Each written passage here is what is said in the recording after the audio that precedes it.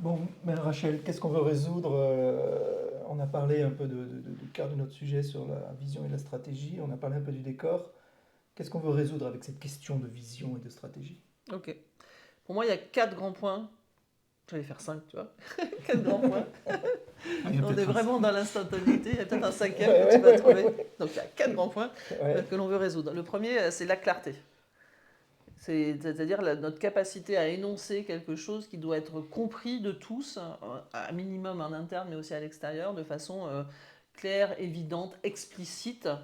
Voilà. Donc, une bonne vision, c'est une vision qui est très claire et qui est guidante, du coup. La deuxième, c'est la différenciation. C'est-à-dire, qu'est-ce qui fait que nous, on n'est pas le énième version de quelque chose? Parce que qu'est-ce qui nous donnera la possibilité d'exister sur le marché? Ça, c'est vraiment, vraiment important, parce que c'est ce qui nous permet de ne pas être dans l'indifférence dont on parlait tout à l'heure.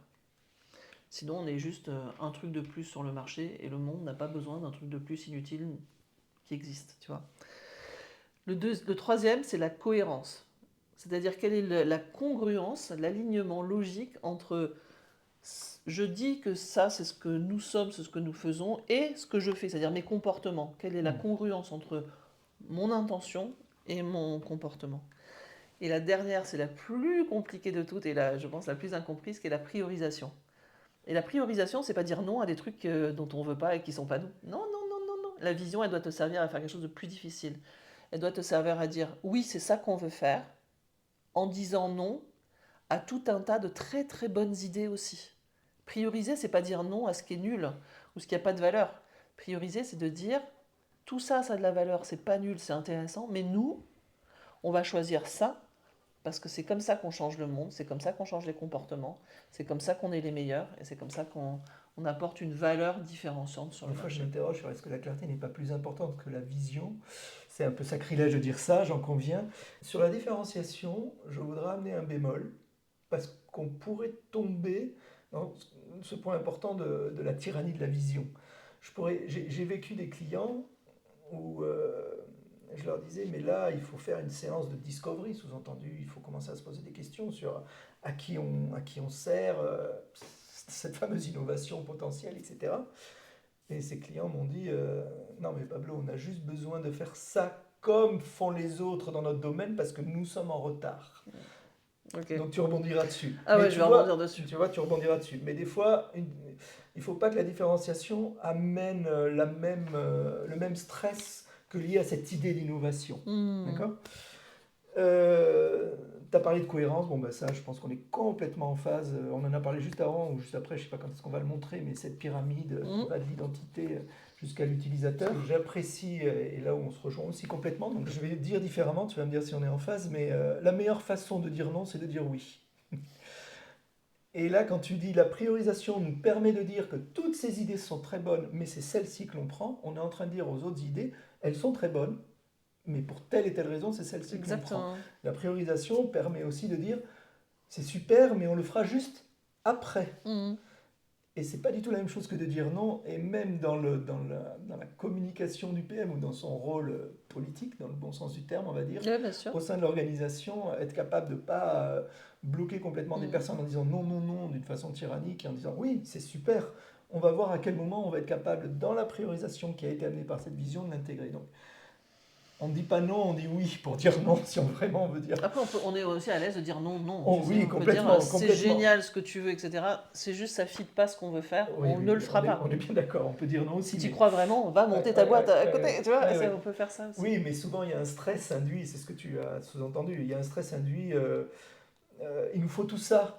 On est souvent Il y a le bloqué dans petit le côté il un nous peu faut tout FOMO, tu ça. sais, le côté un peu FOMO, Ouais, il ouais, faut que je le fasse, les autres le font, oui, etc. et le cartésianisme français, quoi. Il y a une sorte d'ensemble de tout. Ouais. Ouais, mais On attention revient parce sur la que, différenciation, je ouais, vois que tu vas parce que tiquer. c'est un peu lié aussi, tu vois. On va regarder, oh, tu vas me dire, bon, il y a le biais de la prime du survivant, tout ce que tu veux, néanmoins.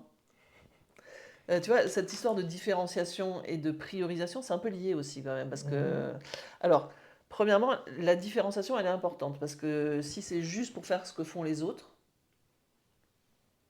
ouais. Et alors, c'est-à-dire que si vous prenez, si dans un produit, tu fais exactement ce que font tous les autres, c'est-à-dire que les fonctionnalités que tu as mis dans ton produit, Mhm. c'est ce qu'on appelle la communalité. Ouais. C'est juste le standard de base. C'est la base. Ok. Ouais. Et du coup, si à comparaison de base égale, la seule chose qui va être dans les... Et ça, c'est expliqué hein, Mhm. socialement, etc. Dans ce cas-là, la comparaison va se faire au prix. Et donc, tu vas avoir un nivellement tiré par le bas qui peut être très dangereux. On en reparlera plus tard. La différenciation, c'est ce qui te permet de sortir de la tyrannie de la communalité, des choses qui sont communes, basiques, oui, tu es obligé d'avoir ça. Une cafetière qui ne fait pas du café, tu ne vas pas l'acheter par exemple. Ok. Une cafetière qui maintient au chaud, c'était innovateur il y a 20 ans, mais maintenant c'est un standard. Et Et pourquoi est-ce que je je te vois mets... quelle, je pourquoi vois est-ce que quelle je... autre question ça amène. Vas-y, pourquoi est-ce vas-y. que, et du coup, pourquoi est-ce que j'achète par exemple, Ouais. donc il a une super, on a ici aujourd'hui une super machine à café qui est très rapide. Et ça, c'est un différenciant. Parce que entre ma machine à café, par exemple, que j'ai chez moi, qui met 20 minutes à faire du café, et une machine qui en 3 minutes peut me faire du café, elle m'apporte exactement tout ce que m'apporte tout le reste, que je m'attends, c'est standard. Elle m'apporte des innovations d'hier qui sont des standards d'aujourd'hui, mais elle m'apporte ce petit plus qui fait que cette machine à café, j'ai envie de la prendre. Et du coup, elle me donne la possibilité, probablement pour l'entreprise qui fait cette machine à café, d'être plus durable dans le temps. C'est important cette histoire de durabilité dans le temps. Je vais finir Ouais. là-dessus. On va prendre deux exemples que peut-être les plus jeunes ne se souviennent pas, mais souvenons-nous par exemple des moteurs de recherche avant Google. Oui. Oula. Euh, Hasta la vista. Hasta la vista Yahoo. Bah, typiquement Yahoo par exemple, c'est un bon exemple de presque ce qu'il ne faut pas faire. Yahoo, ils ont eu énormément de difficultés à prioriser et à différencier.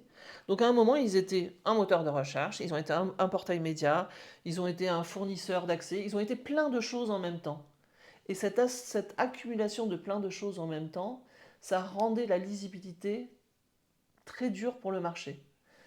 T'arrives Google. Google, ils ont fait le choix de ne faire qu'une seule chose et de la faire vachement bien. Leur vision à eux, c'est d'organiser l'information produite dans le monde de façon efficace et rapidement accessible en un seul point. Mhm. Et ça, tu peux le matérialiser quand tu sors d'un seul coup une page où tu n'as qu'un seul champ de recherche avec toute la data du monde derrière. Voilà, donc ça, c'est vraiment un exemple qui est très caractéristique d'une différenciation forte avec une priorisation. Et dans les 4 points que je te citais tout à l'heure, il ne faut pas avoir l'un ou l'autre, il faut avoir les 4 en même temps, c'est-à-dire penser ces 4 en même temps. Si tu en as un qui est bancal, ça ne marche pas.